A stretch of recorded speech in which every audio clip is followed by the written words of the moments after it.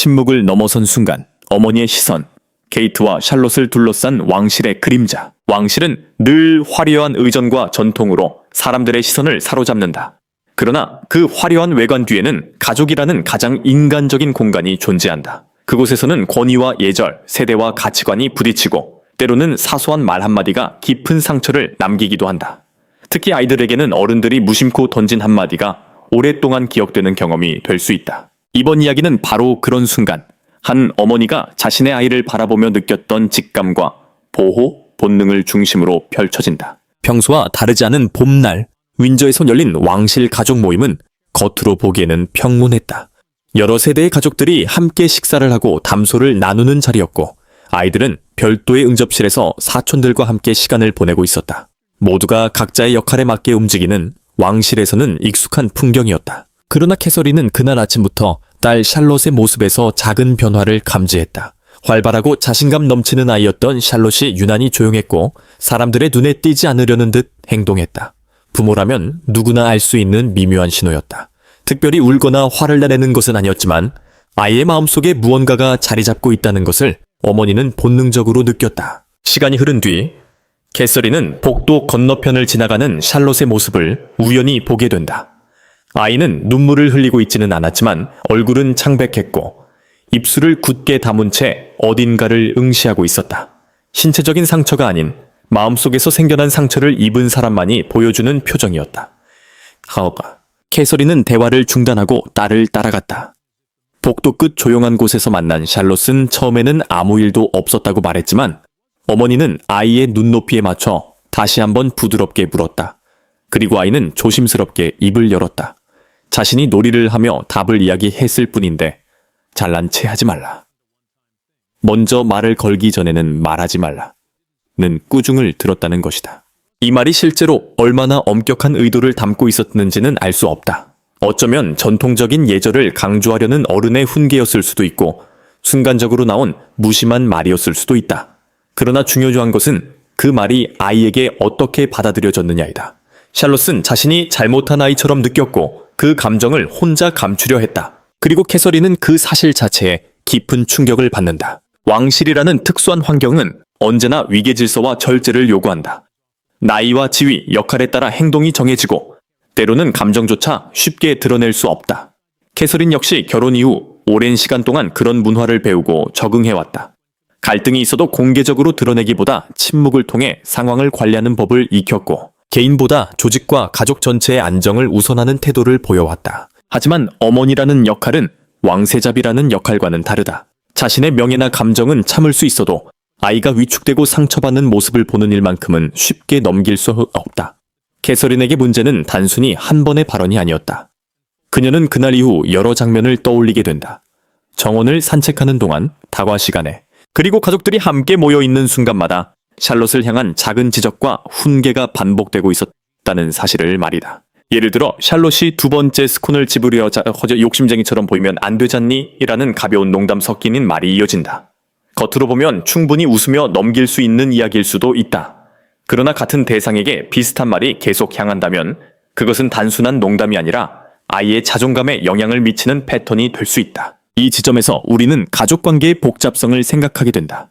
대부분의 갈등은 거대한 사건으로 시작되지 않는다. 오히려 아주 작은 말, 사소한 표정, 무심한 충고들이 반복되면서 서서히 쌓인다. 그리고 그 당사자가 어린아이일 경우 어른들이 생각하는 것보다 훨씬 깊게 마음속에 남는다. 캐서린이 즉각적으로 공개적인 반응을 보이지 않았다는 점도 주목할 만하다. 그녀는 감정적으로 맞서거나 분위기를 깨뜨리는 대신 상황을 지켜보았다. 오랜 시간 왕실 생활을 하며 익힌 절제의 방식이었다. 하지만 그 침묵은 무관심이 아니라 관찰의 시간이었고 무엇보다 딸의 마음을 먼저 다독이기 위한 선택이었다. 실제로 성숙한 부모의 역할은 단순히 아이를 대신해 싸워주는 데 있지 않다. 아이가 자신의 감정을 솔직하게 이야기할 수 있도록 믿어주고 어떤 상황에서도 혼자가 아니라는 확신을 심어주는 데 있다. 캐서린이 샬롯을 안아주며 아무 말 없이 곁을 지킨 장면은 그런 부모의 모습을 상징적으로 보여준다. 세상 누구보다도 아이를 이해하려는 한 사람의 모습 말이다. 또한 이 이야기는 권력과 영향력이 반드시 큰 목소리에서만 나오는 것이 아니라는 점도 시사한다. 왕실 안에서 캐서린은 종종 조용하고 신중한 인물로 묘사된다. 하지만 그녀의 침묵은 약함이 아니라 필요할 때까지 상황을 지켜보는 인내일 수 있다. 그리고 아이들의 문제 앞에서는 그 침묵이 결코 방관이 되지 않는다. 어느 평범한 가족 모임에서 시작된 작은 장면은 그 사실을 선명하게 보여준다. 방 안에는 담소가 오가고 있었고 어른들은 서로 이야기를 나누며 여유로운 시간을 보내고 있었다. 아이들 역시 각자의 방식으로 시간을 보내고 있었다. 조지와 루이는 할아버지 곁으로 다가갔고 샬럿 공주는 조용히 의자에 앉아 책을 읽고 있었다. 잠시 후 샬럿은 예의 바르게 피아노를 조금 연주해도 되는지 물었다. 아이답게 순수한 부탁이었고 누군가의 관심을 끌기 위한 행동도 아니었다. 그저 자신이 좋아하는 것을 잠시 해보고 싶다는 소박한 바람이었다. 그러나 돌아온 대답은 예상과 달랐다. 그럴 필요는 없단다. 어른들이 조용히 쉴 수 있게 얌전히 앉아있는 게 좋겠구나. 큰 소리도 아니었고 노골적인 꾸짖음도 아니었다. 하지만 말의 내용보다도 차가운 어조와 미묘한 뉘앙스가 어린아이의 마음에는 더 깊게 남았다. 샬롯은 아무 말 없이 책을 덮고 두 손을 모은 채 조용히 앉아 있었다. 얼굴에는 순간 붉은 기운이 스쳤다. 어른들은 이런 작은 말이 아이에게 얼마나 큰 의미로 다가오는지 종종 잊곤 한다. 하지만 그 모습을 지켜본 사람 가운데 한 명은 놓치지 않았다. 바로 어머니인 캐서린이었다. 그녀는 곧바로 감정을 폭발시키지 않았다. 왕실에서 살아오며 그녀는 언제 말해야 하고 언제 침묵해야 하는지를 배워왔다. 특히 불필요한 충돌을 피하고 가족 간의 균형을 유지하는 것은 그녀가 가장 중요하게 생각하는 원칙 중 하나였다.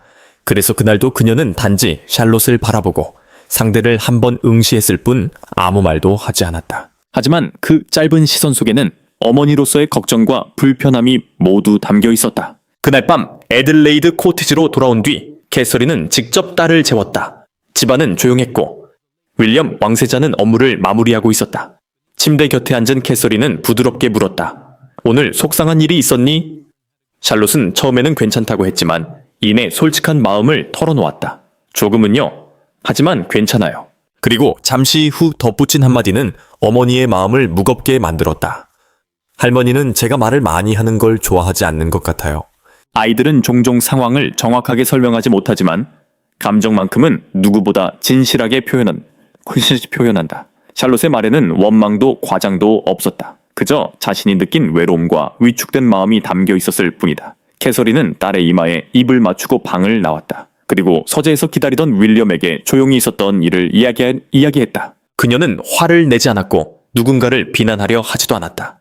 다만 자신이 직접 들은 말과 딸이 느낀 감정을 있는 그대로 전했다. 또한 이것이 단 한 번의 우연한 사건이 아니라 샬롯의 존재를 작게 만들고 목소리를 줄이려는 듯한 분위기가 반복되어 왔다는 점도 설명했다. 윌리엄은 끝까지 말을 끊지 않고 들었다. 이야기가 끝났을 때 그의 표정은 무거워져 있었다. 그는 짧게 대답했다. 그냥 넘길 일은 아닌 것 같아. 하지만 신중하게 해결해야 해. 이후 캐서린은 예정되어 있던 왕실 행사에서 샬롯을 잠시 제외하기로 결정했다. 겉으로는 가벼운 감기 때문이라고 설명했지만 실제로는 딸이 다시 비슷한 상황을 겪지 않기를 바라는 어머니의 보호 본능 때문이었다. 왕실에서는 늘 품위와 책임이 강조되지만 캐서린에게 가장 중요한 역할은 왕세자비가 아니라 새 아이의 어머니였기 때문이다. 하지만 긴장감은 쉽게 사라지지 않았다. 다음 주말 하이그로브에서 열린 작은 가족 만찬에서 또다시 미묘한 상황이 벌어졌다. 샬롯은 잠들기 전 할아버지에게 인사를 드리기 위해 잠시 응접실에 들어왔다. 아이는 밝게 웃으며 안녕히 계세요 할머니 라고 인사했지만 돌아온 반응은 따뜻하지 않았다. 이 시간까지 깨어 있어도 괜찮겠니? 라는 말은 겉보기에는 평범했지만 방 안의 사람들은 그 속에 담긴 뉘앙스를 느낄 수 있었다. 이번에는 캐서린이 침묵을 선택하지 않았다. 그녀는 먼저 딸에게 다정하게 할아버지께 인사를 드리고 유모와 함께 올라가라고 말해야했다. 샬롯이 방을 나간 뒤 정적이 흘렀다. 그리고 누군가가 정말 예민한 아이구나 라고 가볍게 말하는 순간 캐서린은 마침내 한 걸음 앞으로 나섰다. 그녀의 목소리는 높지 않았다. 오히려 차분했고 감정을 억누른 듯했다. 그러나 그 안에는 흔들리지 않는 확신이 담겨 있었다. 그 아이는 예민한 게 아닙니다. 아이는 친절하게 대해줄 자격이 있습니다. 이 한마디는 단순히 한 번의 실언에 대한 반박이 아니었다. 그것은 어머니가 자신의 아이를 위해 세운 분명한 경계선이었다. 상대는 당황하며 오해였다고 해명했지만 캐서린은 물러서지 않았다. 오늘만의 일이 아닙니다. 몇 주 동안 계속되어 왔고 저도 들었고 아이도 느꼈습니다. 방 안의 공기는 순식간에 무거워졌다. 누군가는 상황을 정리하려 했지만 캐서린은 끝까지 침착하게 자신의 생각을 밝혔다. 한 번의 말실수였다면 넘어갈 수 있었을 겁니다. 하지만 반복된다면 그것은 실수가 아니라 습관이 됩니다. 그리고 저는 제 딸이 스스로를 남들보다 부족한 존재라고 느끼도록 그냥 두지 않을 것입니다. 흥미로운 점은 그 순간 윌리엄이 별다른 말을 하지 않았다는 사실이다. 그는 아내를 대신해 나서지도 않았고 반대로 그녀를 말리지도 않았다. 그러나 그 침묵은 무관심이 아니라 지지의 표현처럼 보였다. 때로는 가장 강한 연대가 말이 아닌 태도를 통해 드러나기도 한다. 그날의 분위기는 평소와 달랐다. 대화는 겉으로는 차분했지만 방 안에는 긴장감이 서서히 번지고 있었다. 캐서린은 더 이상 자신의 문제를 이야기하는 것이 아니었다. 그녀는 어린 딸 샬롯이 겪고 있는 미묘한 상처와 불안을 외면할 수 없었다. 이번은 달라요. 샬롯이 관련된 일이에요.